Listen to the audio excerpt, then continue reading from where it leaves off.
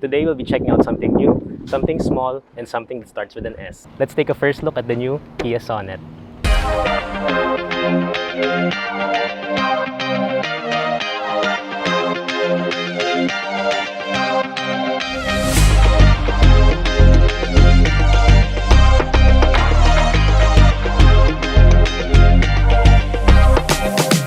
The Sonet is the latest crossover to join Kia Philippines lineup, and it replaces the Stonic. This will compete with models like the Toyota Raze, Cherry Tiggo 2 Pro, and Geely GX3 Pro. And for sure someone will ask, this is sourced from China, just like the Stonic, and let's see what it has to offer. For pricing, this is gonna be priced anywhere between 770,000 to 1.1 million Philippine pesos. Now let's check out the exterior of the Sonet. So here in front you can see that it does look a lot like the Sorento. So its big brother. This is the little brother of the Kia family. So we have this tiger nose front grille, which is the signature Kia design which we've come to know for a very long time.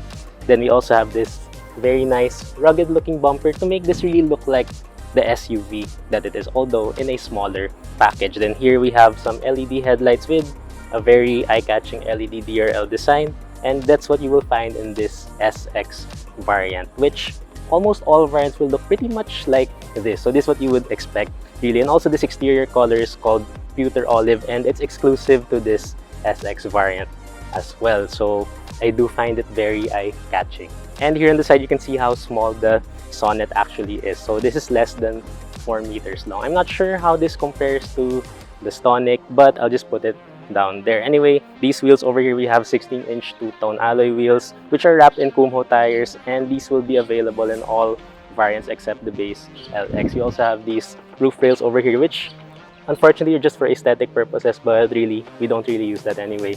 And also we have the power folding side mirror over here with LED indicators. Then again, I mentioned earlier the color which I really like, so pewter olive again, and it's single tone only in this case. In other variants, or rather in other colors for the SX variant, it is two-tone with a black roof. And yeah, that's pretty much it here on the side of the Sonet. And towards the back of the Sonet, you can see that we do have this very nice LED taillight design. It's very similar to what you will find in the Seltos, and it does light up completely here at the back. We also have parking sensors in the bumper and that silver trim, which does make this look more SUV-like, just like what I mentioned for the front bumper. We also have this very nice rear spoiler over here, which does give this more character. And let's open the tailgate, which the design is quite flat actually. But anyway, checking out inside, we do have a very good amount of space, which is what you would expect from a subcompact crossover like this. I don't have the exact numbers, but I want to say that it can fit one large piece of luggage or two stacked on top of each other, or 4 pieces of small ones. Anyway, with that said, on the outside, let's head inside.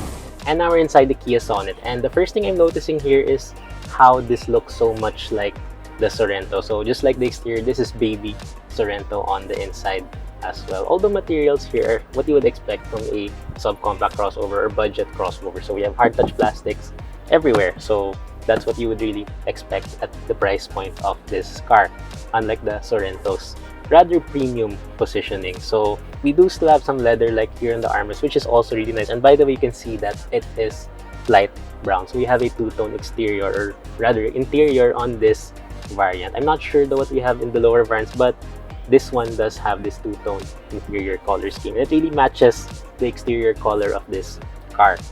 And then moving on, we do have this 3-spoke steering wheel over here, typical Kia design, tilt adjustable only. So for people with shorter arms like me, well, good luck. Anyway, so we do have some controls here for our trip computer and some of our ADAS features, which we'll talk about later. We also have our audio controls over here. And then for our horn, it's actually quite loud, so I didn't expect that from this car. So it's a very nice sounding horn.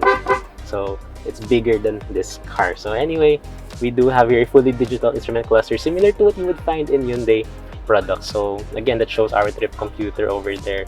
And yeah, it's just your typical Hyundai Kia instrument cluster. And also, I believe this should be changing design depending on your drive mode. So if I see a drive mode selector later on, we'll be checking that out. But anyway, or maybe it's this one. No, that's not it. But anyway, it's a very nice modern looking screen over there. Then here we have a 10.25-inch touchscreen infotainment. So I'm not sure also if this comes on all variants, but this one does have it, and most likely the EX variant as well. And this is also typical Kia this time. So typical Kia, Hyundai, the new one. So it's very nice, very easy to understand. Of course, very responsive. It does have Apple CarPlay as well, so I'm using it right now. And again, yeah, everything is responsive, very easy to use. So we'll dig deeper into that once we get to review this car. It also has the Sounds of Nature feature. So this is something that you would find in most Hyundai and Kia products. So that's Night in the Country. And what else do we have here? I don't know how to look for it, but anyway, I'll stop that first. Then moving down here in the center console, we do have automatic climate control, single zone as expected from a small car. It has its own display over there, hard buttons, toggles, all very nice. We also have a reverse camera button over there. No 360 camera in this car, but the reverse camera is decent and it does show pretty much everything with this kind of resolution. And then moving further down, we have a wireless phone charger. We have two USB ports, USB A and C, and a 12-volt power outlet. Some storage here. We have our key over there, your usual Kia key fob. Then here our selector for our CVT. So typical Kia gear shifter as well. Manual parking brake, two cup holders with a phone storage in the center, and here your center armrest with a very decent amount of storage underneath. Then the seats themselves do feel quite comfortable. It's leather, as you can already see, and it is perforated as well. And also you can see on top of me that we do have a little sunroof over here, so that's something I did not expect in this car.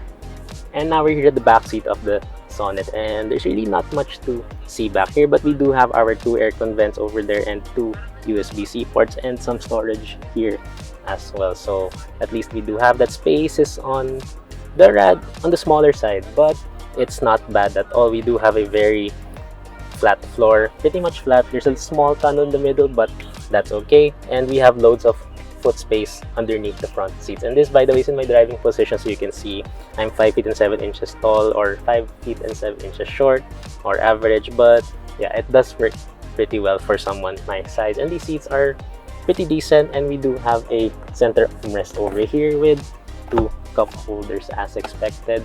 And yeah, that's pretty much what we have back here. So I guess we can now proceed to checking out how this drives.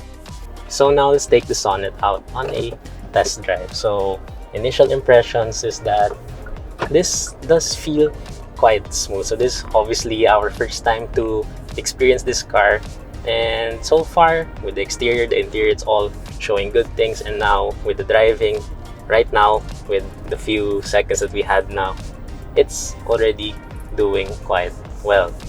So let's talk about the engine first. So this is powered by a 1.5 liter gasoline engine that produces 114 horsepower and 144 newton meters of torque, or I'm sorry, 115 horsepower and 144 newton meters of torque, compared to a CVT on this variant, or what Kia and Hyundai call an IVT, intelligent variable transmission, or a 5-speed manual on the base LX variant.